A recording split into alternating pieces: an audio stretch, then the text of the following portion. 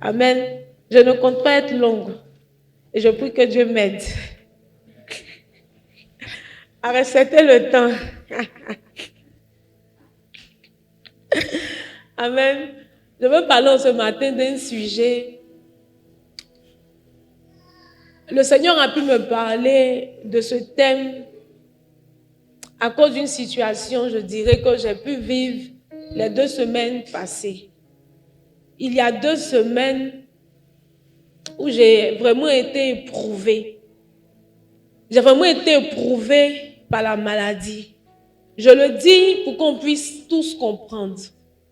Il y a vraiment eu longtemps où dans mon corps, dans ma chair, j'ai pu ressentir ce que j'ai vécu les 2 semaines qui viennent de passer là. C'est-à-dire, c'est cette semaine qui a commencé depuis lundi là, où par la grâce de Dieu, j'ai commencé à me retrouver. Sinon, les 2 semaines passées là, c'était vraiment difficile. C'est vrai, je venais à l'église, c'est vrai, on me voyait, mais dans ma chair, je souffrais. Je n'allais pas bien. Et je suis venue à l'hôpital, on m'a fait des examens, on m'a donné un traitement et tout. Et quand je prenais les médicaments, je me sentais encore plus mal. C'est-à-dire, tu peux te sentir mieux maintenant, et puis 5 minutes après, tu te sens mal comme si tu avais prêté le corps de quelqu'un d'autre. Au point où tu te demandes, attends, est-ce que c'est mon corps? Mais qu'est-ce qui ne va pas? Parce que la vérité, quand toi-même tu te connais là, tu connais tes forces, tu connais tes faiblesses. Donc quand toi-même tu vois ton corps, tu sais à la vérité ce que tu es capable de faire. Mais même ce qui était, je veux dire, simple pour toi là, c'est difficile pour toi de le faire. Donc tu comprends que tu es dans une situation qui est vraiment difficile. Tu dis, attends, même lever mon pied là, je ne peux pas. Même me lever du lit, je ne peux pas. Je ne peux pas me lever. Il a dit, attends, mais qu'est-ce qui ne va pas? Qu'est-ce qui ne va pas? Et j'ai commencé à prier. Je disais à Dieu, mais moi, avant de partir à l'hôpital, je prie. Et même quand je reviens de l'hôpital, quand on me donne les médicaments à prendre, je prie toujours avant de commencer un traitement quelconque. Je prie toujours. Parce que je me dis, c'est vrai, Dieu a donné l'intelligence aux médecins et tout. Mais quand je prie, je dis à Dieu, qu'il te plaise d'utiliser ces cachets que je prends là pour me donner la guérison. C'est comme ça que je prie. Et dans cette prière, je disais à Dieu, mais je prends des médicaments et tout ça, papa, mais je ne me sens pas toujours bien. Et le Seigneur m'a parlé. Il m'a dit, c'est vrai que tu souffres dans ta chair, c'est vrai que tu as mal. Mais les douleurs que tu ressens là, ce sont les douleurs de la guérison. Ce sont les douleurs qui te mènent à la guérison. Tu as mal, c'est vrai. Quand tu te sentais mal, tu avais aussi mal. Mais la douleur que tu avais avant que tu ne partes à l'hôpital est différente de la douleur que tu vis maintenant. J'ai dit oui. Il dit, mais pourtant, sur le chemin de la guérison, il y a aussi des douleurs qu'on vit.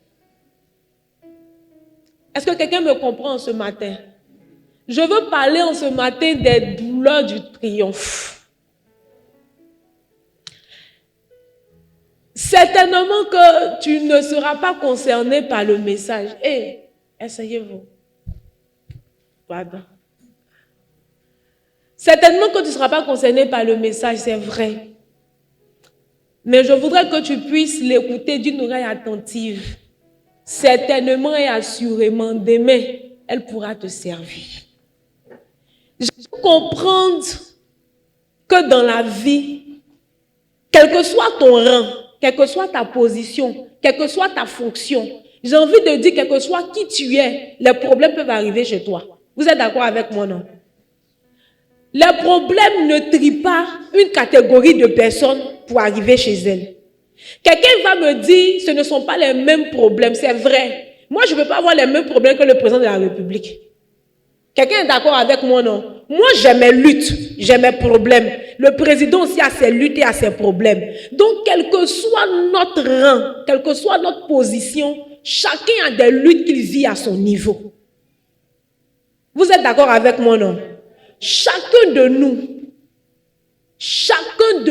a ses luttes qu'il vit. Chacun à son niveau a souffert de quelque chose hier. va souffrir de quelque chose demain, souffre présentement même de quelque chose. Quelqu'un va dire, ah, moi je viens de finir une traversée là, vraiment c'était pas simple. Quelqu'un d'autre sans le savoir, comme le frère Ahmed a pu le dire, quand il est arrivé à la cellule et que Dieu lui a dit, je ne peux pas élever quelqu'un que je n'ai pas éprouvé. Il n'était pas encore dans la souffrance. Vous êtes d'accord avec moi, non? Mais Dieu l'a prévenu. Et quand il a quitté la cellule, il a senti ce que ce message de préparation là voulait dire. Donc certainement quelqu'un ici là a déjà souffert pour quelque chose et est en train de souffrir présentement ou souffrira demain. C'est bien la raison pour laquelle je dis que si le message ne te concerne pas aujourd'hui, c'est bon. Mais je voudrais que tu gardes ce message-là tout près de toi. Parce que quelque part demain, ce message-là pourra te servir. Amen. Je veux dire à quelqu'un ce matin que chaque étape de la vie a sa douleur. Chaque étape de la vie a sa douleur. Quelqu'un qui va encore à l'école va te dire que c'est difficile d'étudier ou c'est trop dur. Quand je quitte à l'école là, je suis fatiguée, j'emprunte le bus. Souvent, je n'ai pas de place pour m'asseoir. Quand j'arrive à la maison, j'ai sommeil alors que je dois étudier. Lui, c'est sa souffrance, c'est ça qu'elle a. Ça, c'est parce qu'il va encore à l'école. Quand demain, par la grâce de Dieu, il aura fini ses études, il va te dire qu'il est en train de souffrir encore pour chercher du travail. Donc, chaque étape de la vie a sa douleur, a ses souffrances et a sa lutte. On est d'accord, hein? Je vais doucement. Parce que moi, j'aime qu'on se comprenne. Parce que le but là, c'est que le message puisse être compris. Amen. Donc, chaque étape de la vie a ses douleurs. J'ai envie de dire à quelqu'un que la vie là, elle n'est souple pour personne. Faut pas croire que c'est toi seul dans la vie là qui a tous les problèmes du monde entier. Faut pas croire que dans la vie là, c'est toi seul qui a toutes les luttes qui peuvent exister. Nous tous ici dans cette salle là, même Maël même qui a 1 an aujourd'hui là, a ses luttes. Il ne peut pas peut-être expliquer, mais dans son cœur, peut-être qu'il subit quelque chose qui lui fait mal, mais il n'arrive pas à expliquer. Peut-être que son grand frère le maltraite, il a envie de le frapper aussi, mais il ne peut pas. C'est peut-être sa lutte aujourd'hui. Dans cette salle-là, chaque personne a sa lutte. Quelqu'un m'a dit un jour, un professeur, je pense que c'était à Life, celui qui nous enseignait sur le combat spirituel, c'était qui? Pasteur Nyanyi Hervé. Il nous disait qu'un enfant, dès que l'enfant naît, quand l'enfant vient au monde, que l'enfant veuille ou pas, l'enfant est déjà engagé dans un combat. Quelqu'un va dire, mais comment? Un enfant qui ne parle pas, l'enfant qui naît aujourd'hui là, le diable le veut, Dieu le veut. Donc il y a une lutte dans le cœur de l'enfant. Mais nous les parents, bien souvent, nous ne le savons pas. Pourquoi vous pensez que quand les enfants sont petits, on vient les attaquer? Les enfants ne peuvent pas parler. Sinon, ils vous auraient dit ce qui se passe dans la nuit. Donc, chaque étape de la vie a ses luttes. Et nous tous ici dans cette salle-là, chacun a pour lui. Il faut dire à ton voisin, j'ai pour moi. Il faut bien lui dire. Il faut lui dire, où tu me vois là, j'ai aussi pour moi. La vie ne fait pas de cadeau à quelqu'un. On est d'accord, non? La vie ne va pas s'arrêter aujourd'hui parce que toi, tu es en train de souffrir. Est-ce que parce que toi, tu souffres là, le jour ne se lève pas le lendemain? Donc, la vie continue. Donc, la vie ne fait de cadeau à personne. La vie pourra te donner ce que toi, tu seras en mesure de lui arracher. Ce que tu ne peux pas arracher à la vie, ce que tu ne peux pas prendre à la vie, tu ne l'auras pas. Les pleurs, c'est dans ton corps, tu peux pleurer, ça c'est pour toi. Mais après avoir fini de pleurer, qu'est-ce que tu as? Tu sais pleurer, moi-même je vous parle aujourd'hui là, j'ai pleuré. Hein. C'est pour ça que Samuel Dieu a donné ce message-là. Moi j'ai beaucoup pleuré dans ma vie. Vous me voyez là. Moi-même il y a encore des petits, mais je pleure. Oui, oui. Tu regardes film, moi tu seras déçu. Hein. Parce que je pleure pour tout et pour ne rien. Même si on dit c'est montage, et moi mon cœur là, je ne peux pas. Je pleure. Je vous dis combien de fois je pleure. Et même quand les petits me font pleurer. Mais quand on finit tout ça là, et demain, Je me rappelle quand on avait échoué au BTS. Ce jour, la façon dont j'ai pleuré au campus. Pasteur Cyril est venu me voir. Je pleure, ça ne finit pas. Moi aussi, quand il commence, on peut me louer. Il est venu, il dit, j'ai dit, oh, oui, tu n'as pas arrêté de pleurer, on commence à réfléchir à comment l'année prochaine tu vas aller à l'école. Depuis là, tu pleures, ça ne finit pas. Hein? On a souffert cette année, pourquoi tu partes à l'école? Il faut arrêter de pleurer, on commence à voir qui on va voir, qui on va toucher pour payer ton inscription. Tu n'as pas arrêté de pleurer pour qu'on cherche les solutions. Tu penses que la vie va s'arrêter aujourd'hui parce que tu n'as pas eu ton examen. Ou bien tu penses pleurer que tu fais ça qui a fait qu'une école va t'appeler pour dire, écoutez, mademoiselle Soro-Ruth, venez, on a une place ici pour vous. Il ne faut pas te lever pour aller chercher bousser. Il faut t'asseoir pour pleurer. Il a dit, modèle de consolation aussi. Oh. Il a sué mes larmes en même temps. Donc, ce que tu ne peux pas arracher à la vie, là, la vie ne va pas te donner. La vie ne va jamais te donner ce que tu ne peux pas prendre. Jamais. Il faut qu'on comprenne ça. Tu vas longtemps rester en train d'accuser tes parents. C'est parce qu'ils n'ont pas fait ci pour moi. Je suis d'accord. Ils n'ont rien fait pour toi. Mais toi-même, tu es en vie là. Qu'est-ce que tu décides de faire pour prendre ta part dans la vie?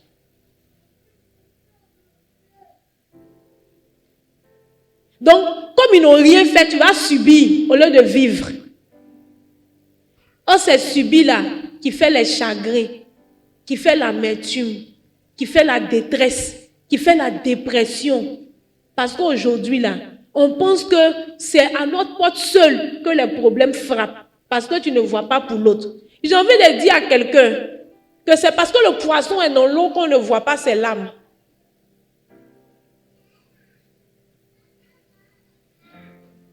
Sinon, le poisson peut aussi pleurer.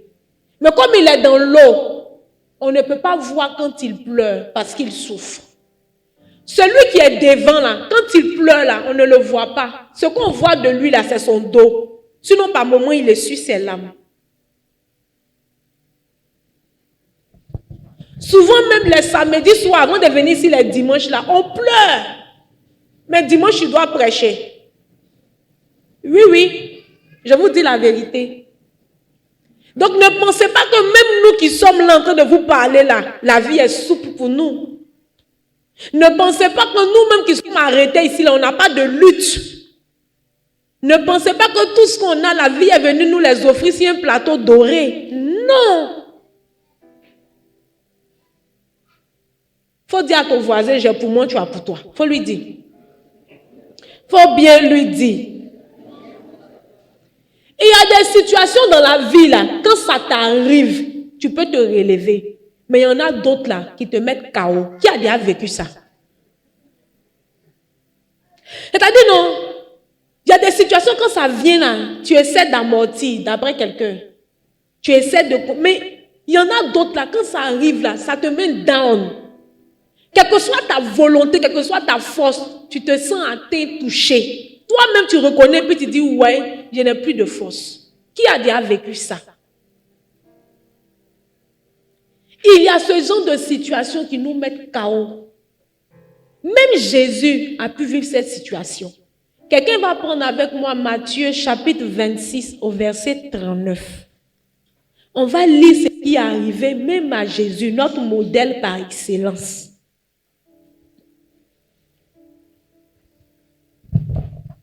Matthieu 26, 9.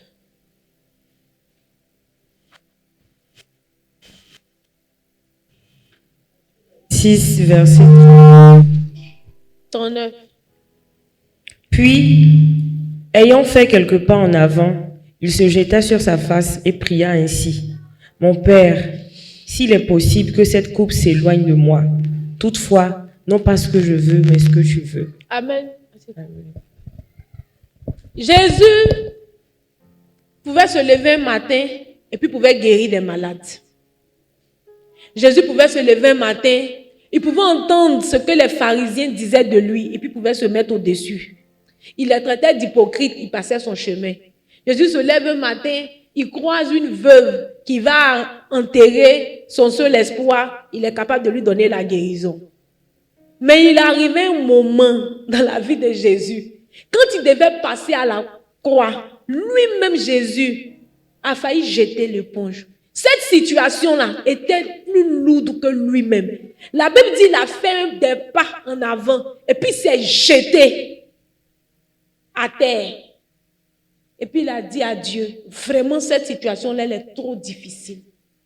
Elle est trop difficile pour moi. Cette situation-là est trop forte. Je n'ai pas de force. Mais pardon. Tu me connais. Je veux faire ta volonté. Mais il faut me donner la force de pouvoir la faire. Parce que cette situation-là, je ne peux pas. Donc si Jésus même a pu vivre ça, quelqu'un a dit si c'est arrivé au bois, c'est pas nous les bois. Ah! Donc le fait que tu te retrouves en face d'une situation et que tu te sens sans force, tu n'es pas en train de pécher parce que tu es homme. Parce que tu es quoi? Parce que tu es homme. Mais le Seigneur a pu me parler en me disant, en Matthieu 11, verset 28 à 30, il me disait, regarde, c'est vrai. La vie chrétienne est souvent parsemée de preuves, de luttes, de coups. Mais elle est meilleure que celle que le diable vous aurait fait vivre. Il dit, cette vie qui est difficile là, à la vérité, c'est ce joug léger que moi je vous ai donné.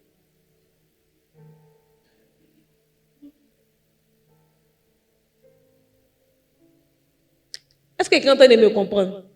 Le Seigneur me dit, cette vie que vous dites qu'elle est difficile, qu'elle est lourde, que vous êtes en train de souffrir pour ci ou pour ça, il dit, à la vérité là, c'est moi mon joug léger que je vous ai donné là, c'est ça qui est là. Pour dire que si c'était ce joug que le diable prévoyait nous donner qu'on avait là, c'est qu'il y a longtemps même. Peut-être même qu'on n'existait plus ou on n'aurait jamais existé. Parce que dès que tu viens au monde, Satan te récupère pour faire ce qu'il a à faire. Donc, quand on dit c'est trop dur, c'est trop dur, c'est trop dur, c'est mieux, oh, c'est léger là qui est là. Il faut dire à quelqu'un, c'est son léger là même qui est comme ça. Léger même, tu dis tu ne tiens plus là, c'est ça qui est comme ça. Et si c'était fort? Et si c'était le dosé d'après quelqu'un? Parce que léger même là, souvent même là, on a envie de dire, ah, ça c'est léger, hein? Mais si c'était le lourd, est-ce qu'on allait pouvoir supporter? Il faut dire à quelqu'un, reste. Il ne faut pas jeter l'éponge. C'est notre léger là qui est là-haut. Quelqu'un a dit, c'est la vérité. C'est le léger là. Il dit, si quelqu'un est fatigué et chargé, qu'il vienne à moi. Moi, Dieu, je vais le décharger de son joug. À la vérité qui allait le tuer. Parce que la Bible dit que le travail du diable là, c'est de venir nous égorger et nous tuer. Donc ce joug qui était sur toi que tu portais là, c'était pour te terrasser. Donc quand tu viens à Jésus, Jésus dit il te décharge. Mais quand il finit de te décharger là, lui te donne un autre joug. Du genre il fait un remplacement. Mais ce qu'il te donne comme joug là, c'est léger. C'est pas pour te tuer. Lui, pour ce joug qu'il te donne là, c'est pour que tu aies la vie et encore en abondance. Donc, ce qu'on appelle c'est trop dur là, c'est le léger.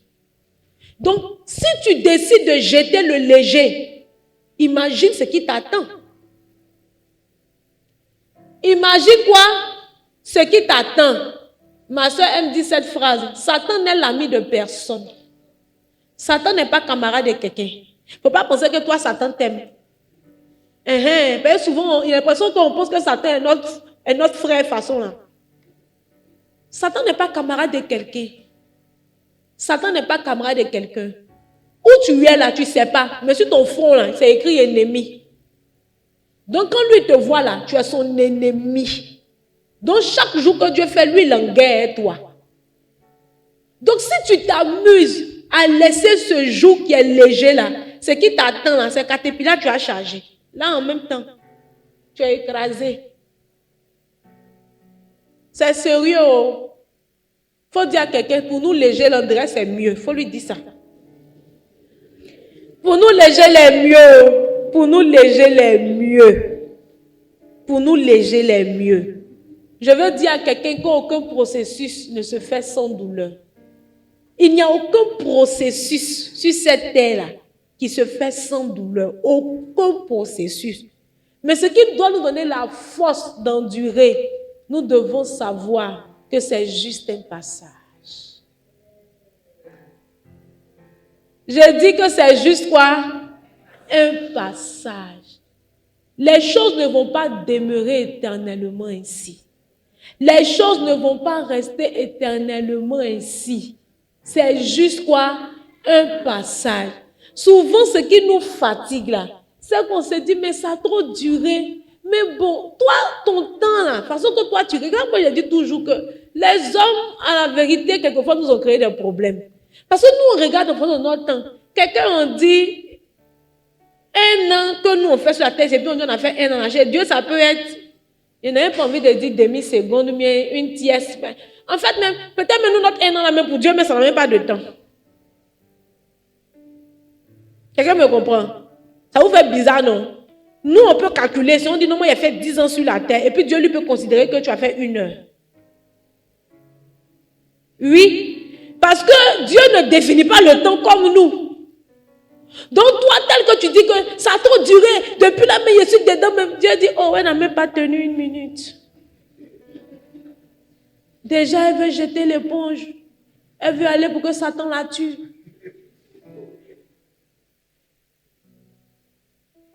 Parce que pour Dieu, c'est nous les hommes qui avons créé le temps pour définir les choses. Mais Dieu, lui, n'est pas en fonction de nous, notre temps. Non. Non. Et ça, c'est une chose qui nous fatigue. Et c'est ce qui fait qu'on aime les raccourcis.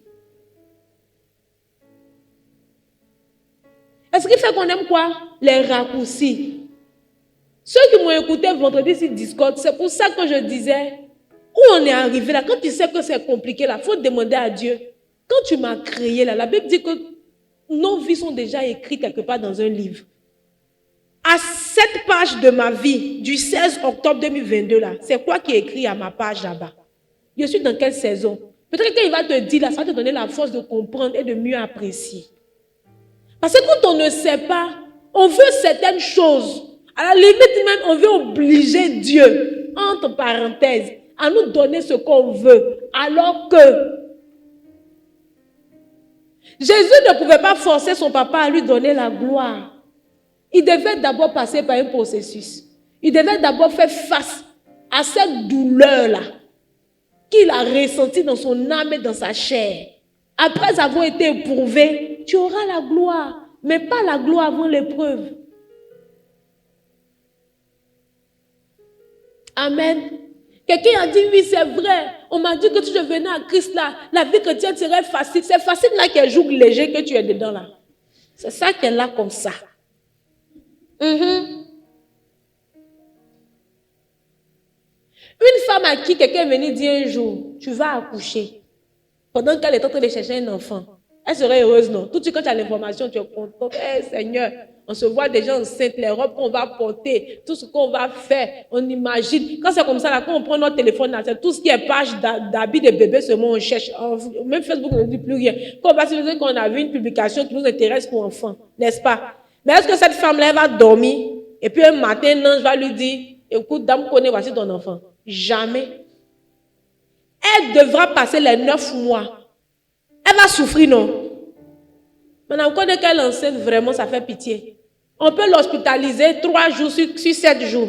C'est-à-dire qu'elle va à l'hôpital 4 jours sur 7. Quand elle sort de l'hôpital, elle passe tout son temps à vomir. Elle ne mange rien qui reste. Mais ce qui lui donne la force de tenir cette épreuve-là, c'est qu'elle se dit que c'est quoi? C'est un passage. Et ce qui lui donne la force de tenir, c'est qu'elle se dit, je dois passer par là pour avoir mon enfant. Donc je suis prête à payer le prix qu'il faudra pour avoir mon enfant. Et c'est cette information qu'on doit avoir dans les luttes. Parce que ce que tu veux, c'est pour toi. Mais qui va venir payer le prix pour que tu aies ce que tu veux? Personne. Personne. Personne. Je vous dis ceci toujours. Je dis, je prends l'exemple de sport. Quelqu'un qui veut maigrir là, il ne va pas lui donner l'argent à un coach pour dire, coach, tiens, fais le régime, fais les mouvements qui font mal, et puis moi ici, je maigris. Est-ce que ça peut se faire? Ça peut se faire? Jamais. Toi qui veux maigrir là, va courir. Toi qui veux maigrir là, va faire les abdos. Toi qui veux maigrir, va soulever les poids. Quand tu sentiras la douleur qu'il y a dedans, on verra si tu vas être persévérant, oui ou non. Il y a beaucoup de personnes qui ont la volonté aujourd'hui, elles partent en salle de sport et puis 2 jours après, elles fuient mon corps, mon bras, mon ventre. Je ne peux pas rire. Mais c'est la douleur qu'on vit pour avoir les petits ventres. La beauté coûte cher.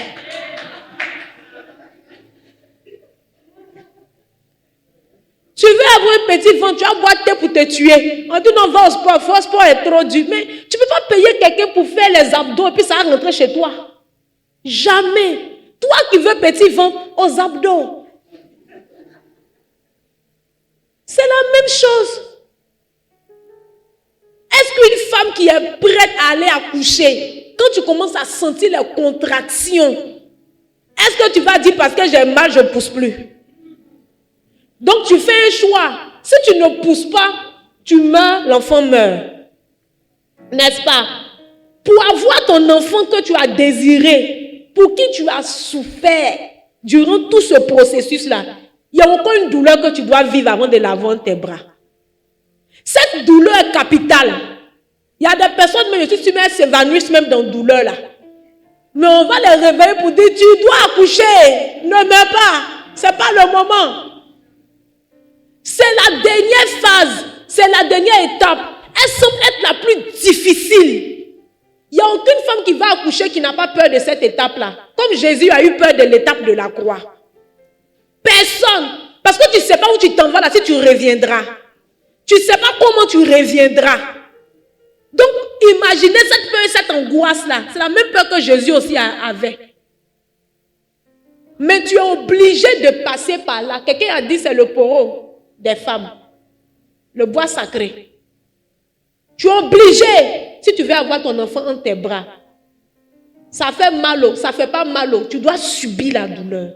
Pour avoir quoi? Ton enfant. Tu veux la prochaine étape de ta vie. Quand on prêche, tout le monde est content. Mais il y a un processus.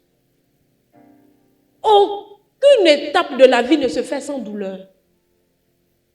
Aucune étape de la vie ne se fait sans douleur. Aucune étape de la vie. Aucune étape de la vie ne se fait sans douleur. Donc si celle même qui va accoucher, qui est le meilleur exemple, qui veut son bébé, doit souffrir pour l'avoir, elle est prête à payer le prix. Il y a des gens même qui sont enceintes, mais quand tu les vois, toi-même tu leur dis, gros, ça ne peut plus prendre. Parce qu'elles ne peuvent pas marcher, elles sont amaigries, elles sont malades. Mais elles vont te dire, je vais tenir jusqu'au bout. Même si on doit m'hospitaliser chaque jour, cet enfant, je l'aurai. On doit avoir cette mentalité également. Est-ce que je parle à quelqu'un ce matin? On veut la gloire, on veut être sauvé, mais il y a un prix à payer.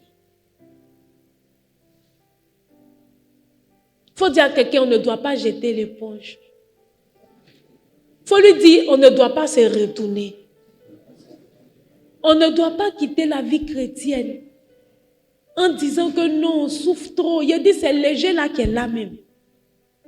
Ce que toi tu appelles souffrance là, c'est le léger. C'est le léger. C'est le léger. La Bible dit que Jésus, cette partie m'a vraiment donné de comprendre quoi. Ce que Jésus a pu ressentir. L'angoisse qu'il a ressentie dans lui, au point où la Bible dit que sa sueur est devenue comme des grumeaux de sang. Est-ce que vous imaginez la pression et la peur qu'il avait pour passer à cette dernière étape de sa vie? C'était difficile. Comment quelqu'un peut être stressé jusqu'à sa sueur va devenir du sang? Mais c'était un tout. Il se demandait, le chemin pour l'humiliation allait commencer. On allait cracher sur lui. on allait le flageller, on allait mettre des épines dans sa tête, on allait mettre des clous à ses mains, on allait mettre des clous à ses pieds, on allait le flageller. Quand tu regardes les images, on ne sait pas si c'est vrai, mais quelqu'un à qui on donne des coups, et puis quand la chicotte se retire, c'est sa chair qui se retire avec la chicotte. Mais quand tu essaies d'imaginer ce à quoi tu dois faire face, sa sueur est devenue comme du sang. C'était chaud, c'était difficile. Au point où il a dit, mais Père, pourquoi m'abandonnes-tu? Qui est déjà arrivé à cette phase de sa vie où il a senti que Dieu était ici, le tel point il a dit que, papa, je sens que tu m'abandonnes. Qui a déjà touché cette étape de sa vie? En tout cas, moi, beaucoup un peu. C'est-à-dire que tu es tellement oppressé que tu te demandes, mais Dieu, où es-tu? Papa, où es-tu? Je souffre, où es-tu? Quand c'est comme ça là, tu veux que Dieu parle. Quand tu entends qu'il y a un homme de Dieu ici, tu t'en vas. Quand tu entends que non, lui là, quand on prie à lui, Dieu lui donne révélation, tu t'en pries avec lui. Pourquoi? Parce que tu as envie d'entendre un message de Dieu pour te rassurer. Mais en ce moment-là aussi, la plus beau que Dieu, il n'y a pas. Parce qu'il ne va pas te dire, il ne va pas parler. Quand Jésus a vécu cette situation-là, il n'a pas répondu. Il n'a pas parlé, mais il n'était pas loin. Pourtant, il était là. Mais Jésus devait passer forcément cette étape-là. Et le Seigneur a pu me l'expliquer. Quand je souffrais dans ma chair en lui disant, mais papa, je prends les médicaments, je prie. Mais pourquoi je me sens encore si mal? Plus mal même qu'avant. Il dit, ma fille, tu es sur le chemin de la guérison. Le chemin de la guérison a ses douleurs. Le chemin de la guérison a ses symptômes. Ce n'est pas parce que tu es encore plus mal que tu n'es pas en train de partir à la guérison. Ce sont les douleurs, mais différentes des douleurs de la maladie. Parce que même en allant à la guérison, on a encore mal. Jésus partait pour avoir une couronne incorruptible, mais pourtant il devait faire face à cette douleur. C'était la dernière étape, mais elle était vraiment difficile. J'ai envie de demander à quelqu'un, qu'appelles-tu échec? Si je demande à Audrey, Audrey pour toi, l'échec c'est quoi?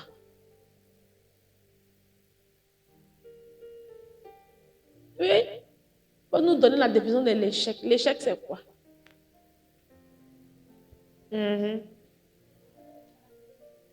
Voilà.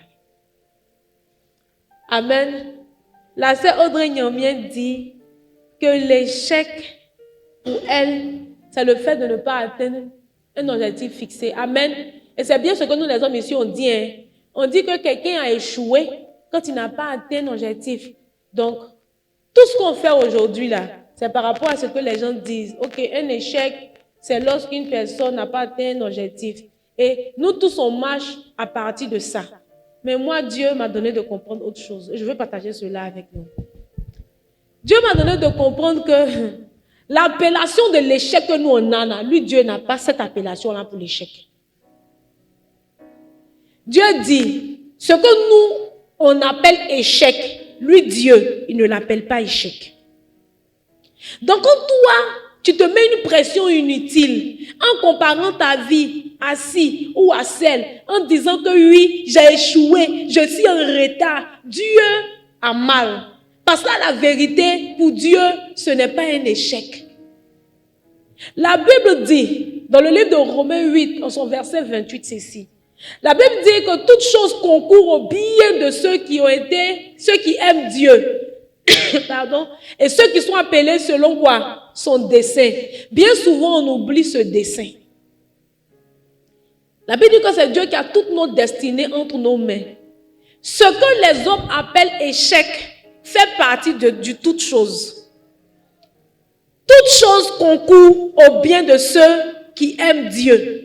Ce qu'un homme a défini comme échec, lui Dieu, cet échec que l'homme a défini là, pour Dieu, c'est dans le toute chose. Quelqu'un me comprend? Parce que Dieu peut utiliser toutes choses pour accomplir son dessein dans ta vie. Donc ce que quelqu'un appelle échec, lui, Dieu pour lui, ce n'est pas un échec. Bien au contraire, lui, Dieu pour lui, c'est une situation pour t'envoyer, pour t'amener à croire en lui. Si Dieu veut bâtir quelque chose en toi, là, c'est lui qui sait, c'est lui qui t'a créé. Donc c'est lui qui sait le moyen par lequel il pourra bâtir cette chose en toi. Donc lui, Dieu te fait passer par des chemins. Il décide de t'envoyer à Djamé, mais il est capable de te ramener à Djamé-Benjeville en te faisant passer par Bassam, en te faisant passer par Bobo, avant que tu n'arrives à Djamé. Un homme pourra dire que tu es en train d'échouer, mais pour Dieu, tu es dans son dessein. Et j'ai pu comprendre cela avec Dieu. Quand je passais le bac en terminale, je vous ai déjà dit ici, j'ai piqué une crise de folie. Et la crise de folie était vraiment sérieuse. Ce n'était pas les folies bizarres là. Parce que ça même, c'était vraiment une sorcellerie bien téléguidée et peaufinée par le monde des ténèbres. Au point où une folle est venue me chercher à la maison. Elle est venue taper la porte de la chambre là où j'étais. Et elle dit qu'elle est venue me chercher, que je sorte et qu'on parte. Qui a dit à cette folle-là que j'étais là? Personne ne sait jusqu'à aujourd'hui. Comment la folle savait que dans cette maison, il y avait quelqu'un qui venait de piquer une crise de folie? Je ne sais. Mon papa a dû m'attacher de ses lourdes cordes au bois des lits et fermer toutes les portes pour éviter que je fuis de la maison jusqu'à ce qu'après on fasse tout ce qu'il y a à faire et que par la grâce de Dieu, je retrouve ma lucidité. Mais cette année-là, j'ai échoué au bac. J'ai échoué au bac. Parce que quand ça a commencé à aller, même le jour même que je vais en classe, quand je m'assois, avant que le cours ne finisse là, je peux avoir l'éléphantiasie. C'est-à-dire que mon pied peut s'enfler d'une certaine manière où je ne peux plus marcher. On vient me chercher en voiture pour m'envoyer à la maison. Le jour, c'est pas ça là. C'est que quand j'arrive en classe, là, je tombe, je pique des crises. Je ne sais d'où ça vient, d'où ça sort. On me ramasse à la maison. Donc, c'est comme ça que j'ai fait l'année scolaire, la crise de folie au milieu. Je n'ai pas eu le bac. Mais cette année-là, j'ai pleuré parce que j'ai vraiment eu mal. Parce que pour moi, c'était une année de gâchis. Parce que ce n'est pas que je ne pouvais pas avoir l'examen. Mais tout ce par quoi je suis passée là, m'ont donné de ne pas avoir l'examen. Donc ça m'a fait mal. Tu as un peu honte quand tu vois tes amis qui ont eu le bac et tout ça. Mais l'année qui a suivi, j'ai dit à mon papa, je ne vais pas rester cette année à la maison, je m'en vais à l'internat. Il dit, tu vas aller faire quoi à l'internat? L'année dernière, ta santé n'était pas bien et tout ça. Il dit, moi, je ne reste pas ici. Moi, je veux partir à l'internat. Je n'avais jamais fait l'internat. Mais cette année-là, j'ai décidé d'aller à l'internat. Et je suis allée à l'internat. Madame Konelle, elle peut témoigner. Par la grâce de Dieu. Mais de toute ma vie jusqu'à aujourd'hui, là, si Dieu me demandait de reprendre, s'il me demandait, Ruth, que veux-tu que je fasse revenir dans ta vie? Il lui dit, il faut faire revenir ma classe de terminale où il est doublé là. C'est ça que je veux. Vous savez pourquoi? Parce que je n'ai jamais autant servi Dieu de ma vie comme cette année-là. Jamais. Jusqu'à aujourd'hui, je n'ai jamais autant servi Dieu comme je l'ai fait à cette époque. Je ne sais même pas, j'ai pu gagner au Seigneur combien de filles dans l'école. Je ne sais pas, on ne pouvait même pas les compter. Les filles que j'envoyais au Seigneur cette année où je reprenais là, étaient plus de 200 filles que j'avais gagnées à Christ. Au point où la sirène des eaux s'est présentée à moi avec ses sabots. Elle dit, toi, tu m'as défié. Tu es venu me ravir toutes les filles qui étaient dans ma main. Je te guette. Ce que je vous dis là, ce n'est pas honte. Ce n'est pas comme si c'est une histoire. C'est la vérité, c'est moi-même qui l'ai vécu. Le dispensaire de l'école en son temps me connaissait, ils avaient mon numéro. Quand un malade va à l'hôpital, on m'appelle, on dit il y a un malade. Quand j'arrive à l'hôpital, je prie, le malade sort. Il n'y avait plus de malade à l'hôpital. Quand quelqu'un tombe malade à l'école, on m'appelle d'abord avant d'envoyer le malade à l'hôpital. Quand je rencontre le malade ne va plus à l'hôpital. Madame Konelle, elle peut témoigner. J'avais une renommée dans l'école. Moi-même, je me demandais si après le proviseur, là, ce n'était pas moi. Je vous dis que même quand je suis en salle d'études le soir à 22h en train d'étudier, quand quelqu'un tombe là, les gens courent dans toutes les salles de classe du lycée, on vient fêter là, on court, on cherche Soron Ruth, Elle est en train d'étudier dans quelle salle? Les gens courent comme ça dans les allées, puis c'est moi qui cherche comme ça. Jusqu'à ce qu'ils me trouvent. Quand on me trouve, on dit, pardon, viens. Il y a quelqu'un qui a piqué une crise là-bas, là, il faut partir. Madame Koné elle-même, elle avait piqué une crise à l'école. Tout le monde est venu prier pour elle. J'étais quelque part caché en train d'étudier, donc ils ne m'ont pas vite retrouvé ce jour-là. Les Aris sont venus, ils l'ont chicoté. Les catholiques sont venus, ils ont versé tout leur encens sur elle. Les protestants sont venus, il a dit, tout le monde a essayé sur elle. Elle était en train de mourir, ses pieds étaient devenus glacés, comme si on l'avait mis du formol. Le temps qu'on me retrouve, que je quitte là où j'étais en train d'étudier, quand je suis arrivée dans sa chambre à l'internat, là, il y avait plus de 100 personnes dans sa chambre. Tout le monde était apeuré, tout le monde avait peur. Quand je suis rentrée, il a fait comme Jésus. J'ai dit, sortez.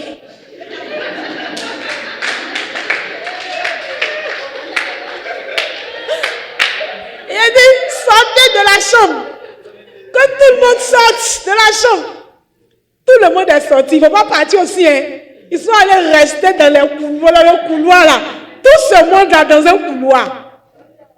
Je suis venue et dit, Seigneur, affaire là, soit c'est ta honte, soit c'est ta gloire. Parce que tout le monde est venu, puis ils sont allés me chercher là. Oh, glorifiez ton nom. Et puis le Seigneur m'a dit, mets ta main à ses pieds parce qu'elle est déjà glacée. Quand j'ai mis mes mains sur les plans de ses pieds, elle était déjà glacée. Et puis il m'a dit, pousse une seule commande. Ne pousse pas deux, ne pousse pas trois. Une seule commande. Concentration de commande. Quand j'ai poussé la commande, elle a toussé. Quand elle a toussé, elle est revenue en elle. Donc l'esprit est sorti. Entre les filles là, qu'elles sortent là, elles sont arrêtées dehors. Donc elles sont comme ça dans la salle là. Donc quand l'esprit sortait là, imaginez ce qui s'est passé. Les esprits là sont entrés dans les filles là. Les esprits là sont entrés dans les filles là. Imaginez ce qui s'est passé. Tout le monde tombe. Délivrance. Me voici moi seul. Tout ce monde-là, tout le monde tombe. Il a dit, il met mes pieds, il met mes bras. Toi que ma main touche, toi que mon pied touche. Et puis Dieu opérait des délivrances. Et puis Dieu opérait des délivrances. Et puis Dieu opérait des délivrances. Il a dit qu'à la fin de l'année, mais il y a eu mon bac là, il était triste. Vous savez pourquoi? Parce qu'il allait quitter l'école.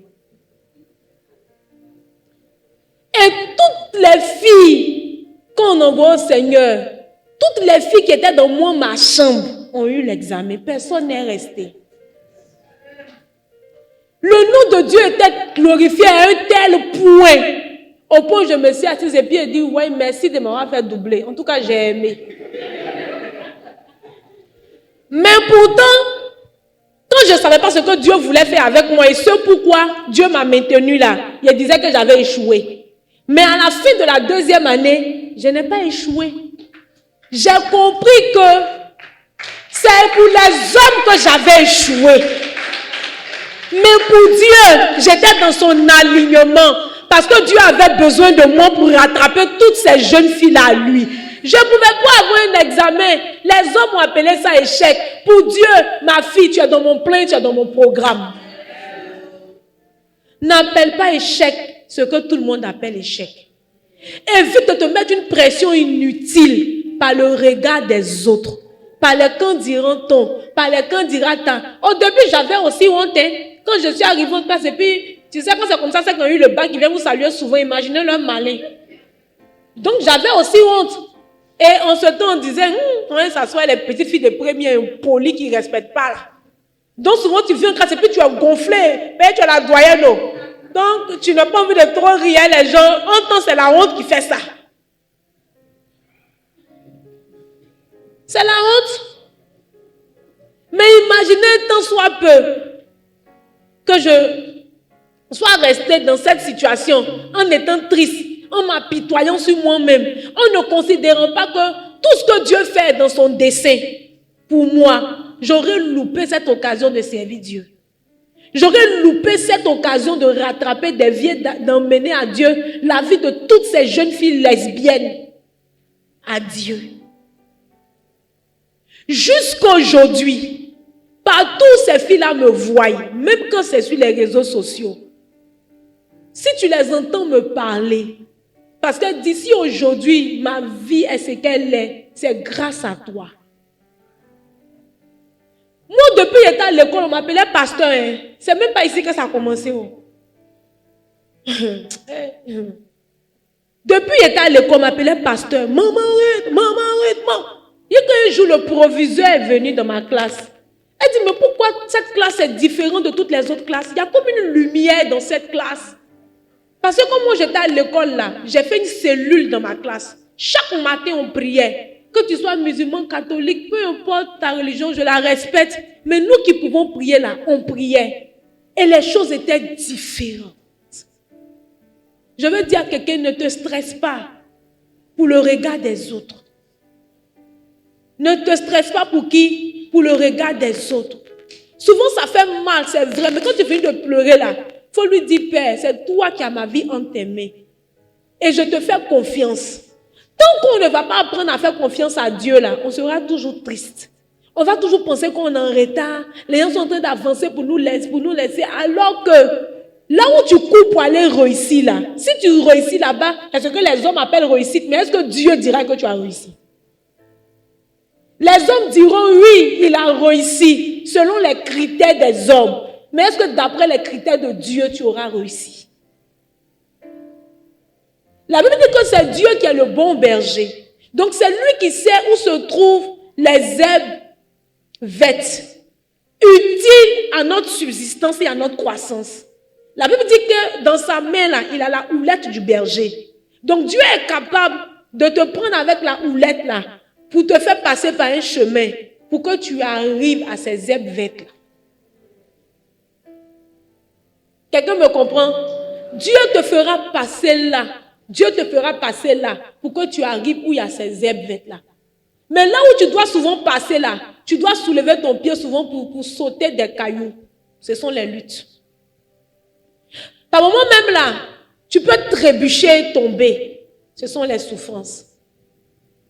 Mais tu dois comprendre que dans toutes ces choses, Dieu ne te laissera jamais tomber. C'est peut-être difficile, c'est vrai, mais il est avec toi. La Bible dit dans le psaume 23 au verset 4 ceci. Il dit, quand je marche dans l'ombre de la vallée de la mort, je ne crains aucun mal. Il n'a pas dit quand je cours. Il dit quoi? Quand je marche. Il y a des étapes qu'on ne peut pas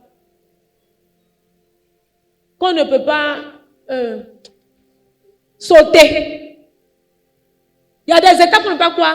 Qu'on ne peut pas sauter. Il n'a pas dit quand je cours, il dit quand je marche.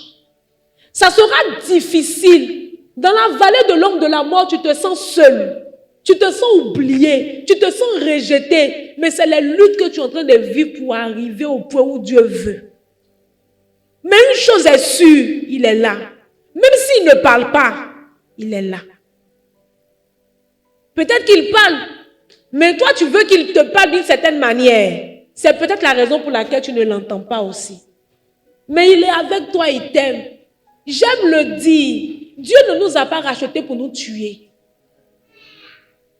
Dieu n'a pas donné sa vie à la croix pour nous tuer. Si tu veux être sûr de quelqu'un qui t'aime sur cette terre-là, c'est une seule personne, c'est Dieu. Personne ne peut t'aimer plus que Dieu. Il faut savoir ça. Personne ne peut t'aimer en dehors de Dieu. Cet amour que tu recherches, cette assurance en amour là, c'est Dieu seul qui peut t'aimer. Pourquoi? Parce que Dieu connaît tes défauts. Dieu connaît tes faiblesses. Dieu connaît tes forces. Dieu connaît tes impairs. Dieu sait qui tu es, mais Dieu t'aime comme ça. J'ai dit à quelqu'un, j'étais en train de méditer, je cherchais à comprendre. J'ai dit, mais pourquoi est-ce que la Bible peut dire de David qu'il est l'homme selon son cœur? Entends-nous, on voit le comportement de David. Quelqu'un qui tue quelqu'un, il peut être l'homme selon le cœur de Dieu. Quelqu'un qui couche avec la femme de quelqu'un, est-ce qu'il peut être un homme selon le cœur de Dieu? Mais Dieu savait que David était un homme. Dieu savait que David pouvait avoir des manquements. Mais ce que Dieu attend de nous, c'est qu'avec humilité, qu'on puisse reconnaître nos fautes et venir à ses pieds pour lui demander pardon. C'est ce type de personnes-là pour Dieu qui sont selon son cœur. Parce que Dieu aime un cœur repentant. Lui-même, il a dit, il dit le pécheur. Parce qu'il sait que la nature du péché est déjà entrée dans l'homme. Mais ce qu'il n'aime pas, c'est le péché. Donc Dieu, un homme peut t'aimer. Moi aujourd'hui, quelqu'un peut me dire, écoute Ruth, je t'aime. Mais tu m'aimes peut-être parce que je t'appelle souvent. On est d'accord? Tu m'aimes parce que bien souvent, j'aime écrire. Donc souvent, je peux t'écrire pour te demander comment tu vas. Donc tout de suite là, je l'aime. Mais tu ne me connais pas. Mais es-tu sûr que si tout de suite là, Dieu te présente un de mes défauts, tu m'aimeras? Je n'en suis pas sûre. Parce que nous sommes toujours prompts à juger et à condamner.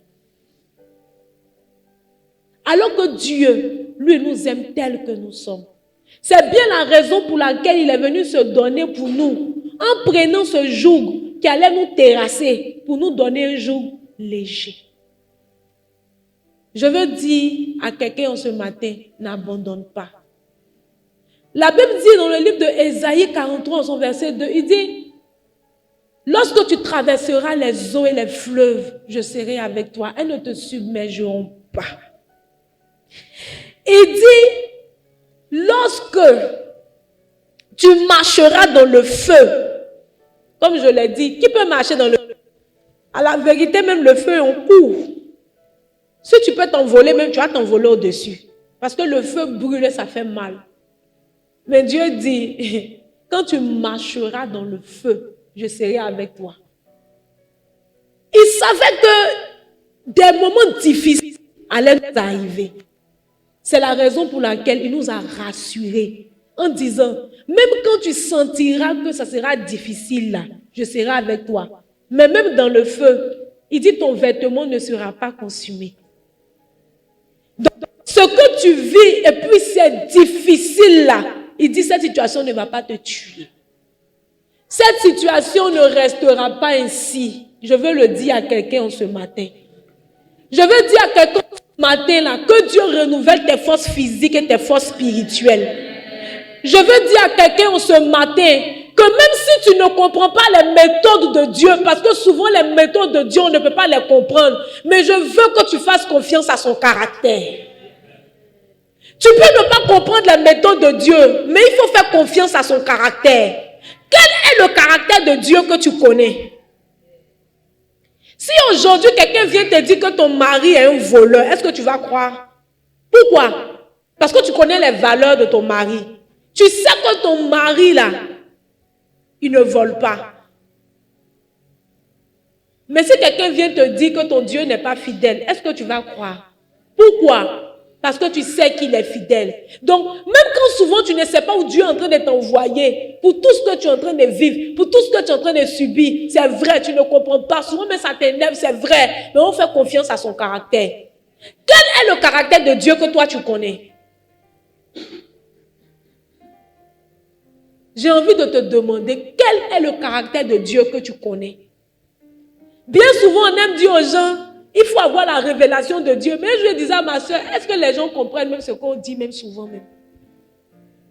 Parce que quand on dit à quelqu'un qu'il faut avoir la révélation de Dieu, c'est cette révélation de Dieu que tu auras vue, que tu auras touchée, que tu auras connue, qui te donnera d'être patient, qui te donnera de comprendre et de savoir que la situation ne durera pas éternelle, même si tu ne comprends pas ses méthodes.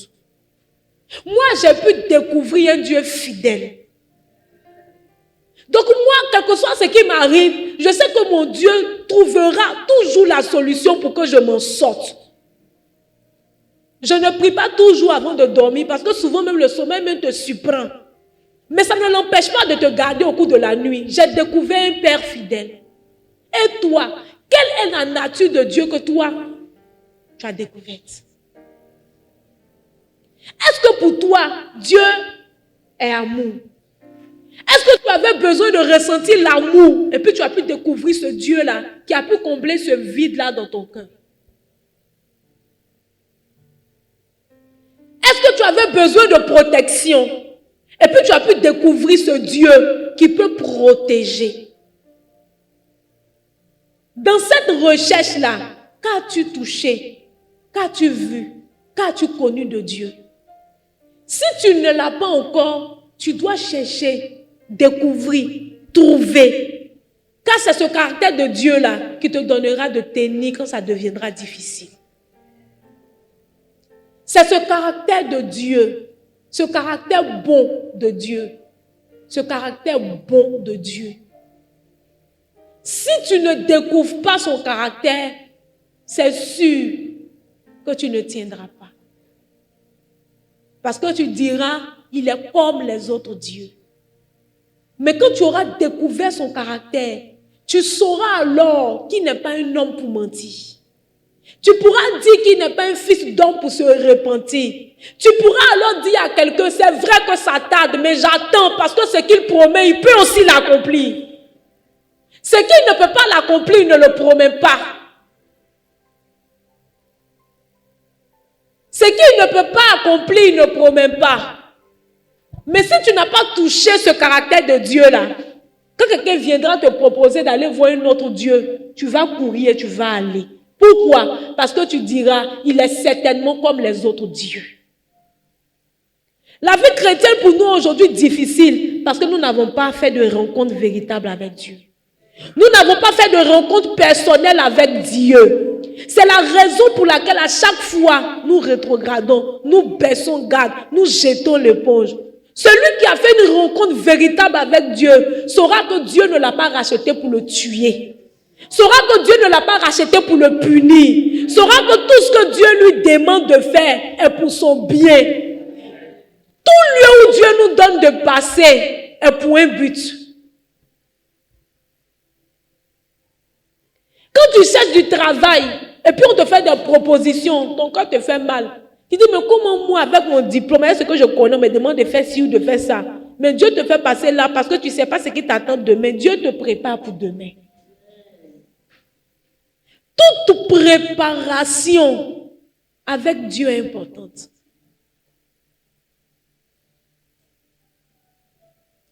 Samuel me disait avant-hier, il disait, vraiment maman, il est béni Dieu d'être passé chez Madame Drovi. J'ai dit, aïe, pourquoi? Elle dit, passé chez Madame Drovi quand je travaillais là.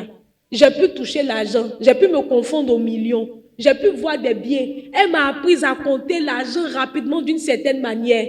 Et pour avoir appris ça, aujourd'hui je suis en stage dans un service comptable. On m'envoie pour aller retirer 20 millions, 25 millions, il n'y a pas peur de l'argent. Et lui a dit, tu vois, avec Dieu, tout ce qu'on fait est pour un but. Si elle n'avait pas appris à compter l'argent là-bas, aujourd'hui, quand il y a eu des moyens de compter 10 millions, elle a compté rapidement comment? Parce que nous qui ne travaillons pas avec l'argent, on a notre façon de compter. Ceux qui travaillent avec l'argent ont leur façon de compter. Quand ils sont en train de compter, mais tu te demandes s'ils ne se trompent pas, mais ils ne se trompent pas. Oh, nous, on a tellement peur, souvent, on met salive pour déplier. 1, 2. Mais eux là, ils vont prendre les liasses là. Madame Dovi, mais elle a fini ça. Elle a une façon de plier l'argent. Tu ne sais pas comment elle fait. Et puis elle est comme ça. Pour compter 1 million pour elle, en moins de 5 minutes, elle a fini. Elle dit, mais attends, l'argent là, comment tu fais? Ou bien tu connaissais avant? Mais pour nous là, c'est difficile. Toi qui ne travailles pas dans l'argent, quand tu donnes des bois là, on te dit, madame, tu as mal placé. Hein? Tu as mal placé. C'est pas comme ça on range l'argent. Tu dis, ah, mais l'argent, on le range comment? On dit, non, il faut faire les gris-gris. Ça veut dire, mais quand elle fait ça, moi, à la maison, elle connaît sa réponse. Elle dit, ah, l'argent, c'est pas 10 000. Mais non, qu'à laisser. Mais si tu n'as pas appris ça quelque part, aujourd'hui, là, tu ne peux pas être en bénédiction à un lieu. Ne fuyons pas les étapes. Amen. Le processus peut s'avérer long. Mais peu importe la durée de la nuit, le jour finit toujours par arriver. Peu importe la durée de la nuit, le jour finit toujours par arriver. Je veux dire à quelqu'un ce matin que celui qui t'a fait cette promesse est fidèle. Je veux finir mes propos ainsi. Celui qui t'a fait cette promesse-là, il est fidèle. Et c'est lui qui le fera. Celui qui t'a appelé à lui est fidèle. Et c'est lui qui le fera.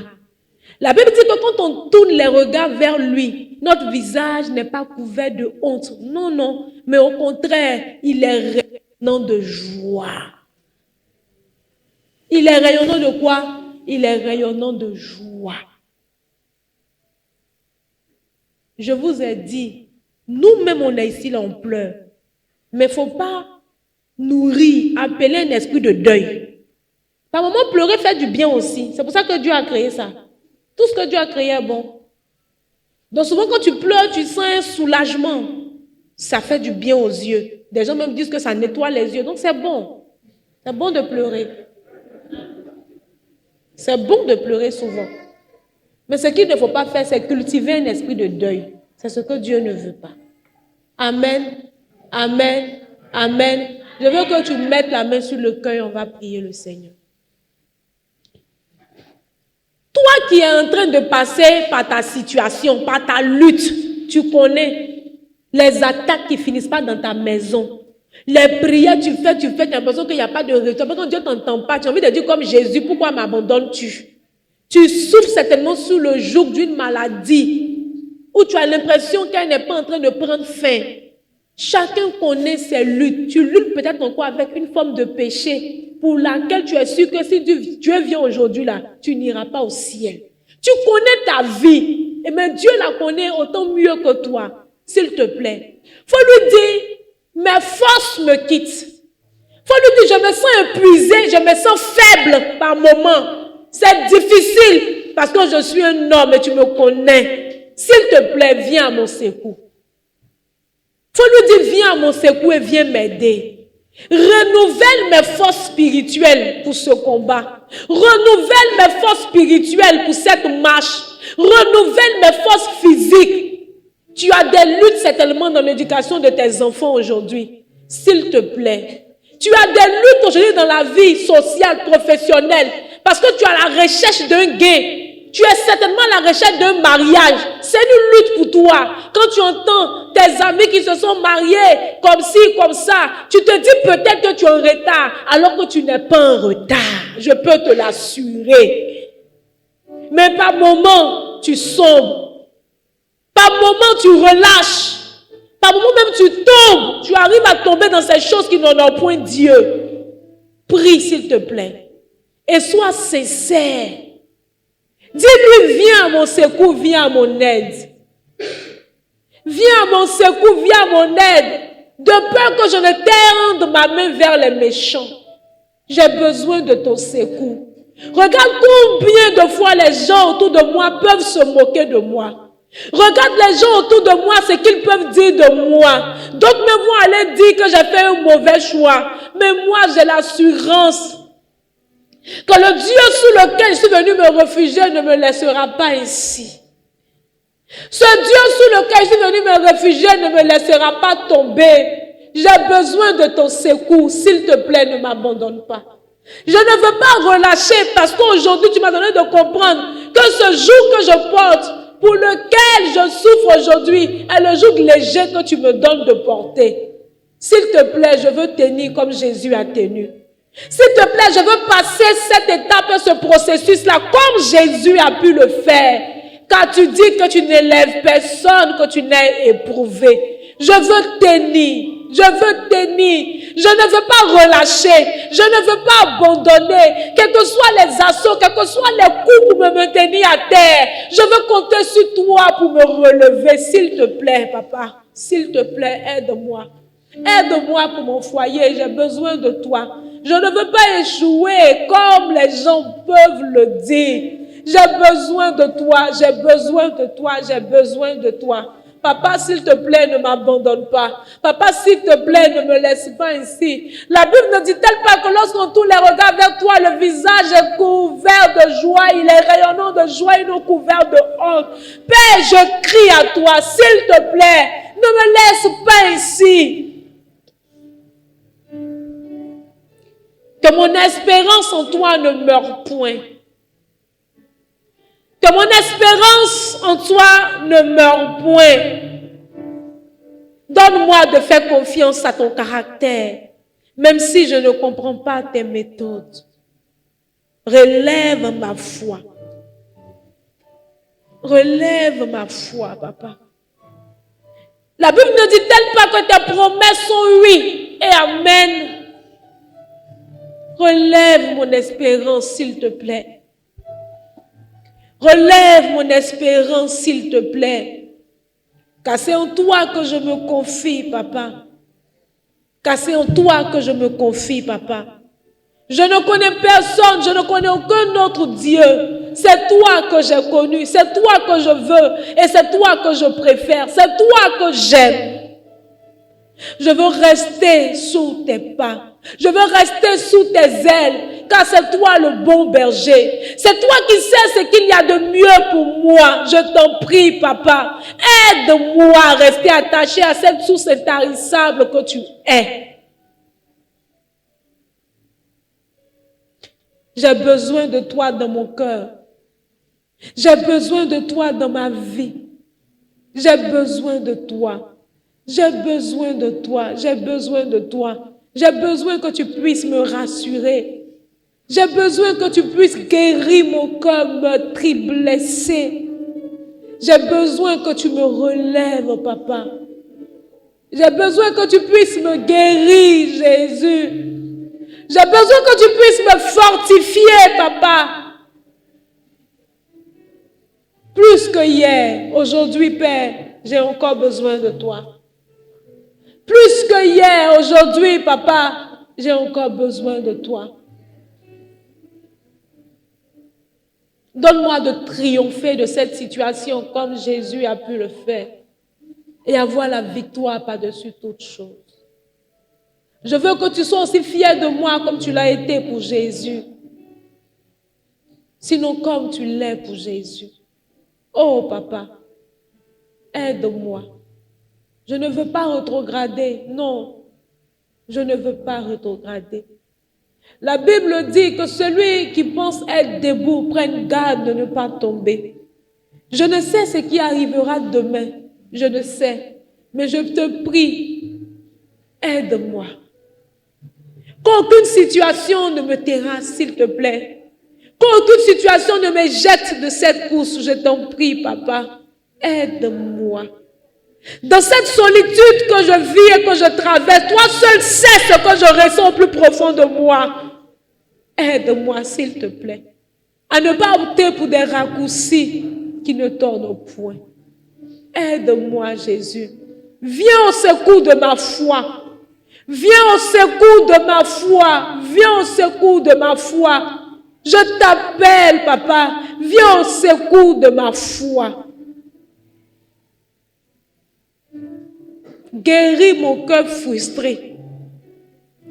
Guéris mon cœur blessé. Et s'il se trouve une amertume ou une rancune dans mon cœur, s'il te plaît, ôte-la. S'il te plaît, ôte-la. Oh, toute forme de rancœur, de rancune, d'amertume, de frustration, de blessure de mon cœur. Guéris-moi. Je répands mon cœur sur l'autel de la transformation ce matin.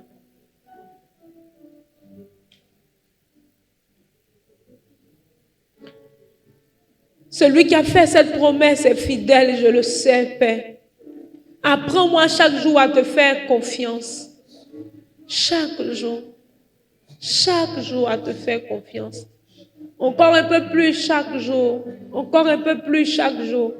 Encore un peu plus chaque jour. Comme un enfant peut avoir confiance à son Père. Père, donne-moi d'avoir ainsi confiance en toi. Aucun enfant ne peut sortir avec son papa et avoir la crainte que son papa ira le tuer. Donne-moi d'avoir cette confiance en toi.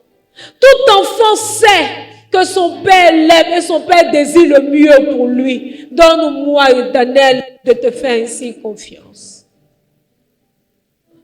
Donne-moi la force pour tenir dans l'épreuve. Donne-moi la force pour tenir pour cette transition, pour cet autre palier de ma vie. Donne-moi la force pour cet autre niveau, pour ce processus. Donne-moi ta force.